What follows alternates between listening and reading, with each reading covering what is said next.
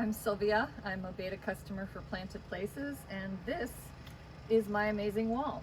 I'm on a deck facing the ocean in Atos, California, where we get a lot of fog. Not this time of the year, but it made it through the summer and the fires and the ash, and it has been phenomenal. So on this side, you'll see a lot of herbs and greens and lettuces. And then I have a double-sided wall. So my kitchen window is right there, and I like to keep on this side some flowers. So when I'm doing dishes and looking out my kitchen window, I see some of the beautiful flowers. And you can see my nasturtium and marigolds. And I understand you can eat the leaves, but I have to say I never have. I just find them to be beautiful flowers.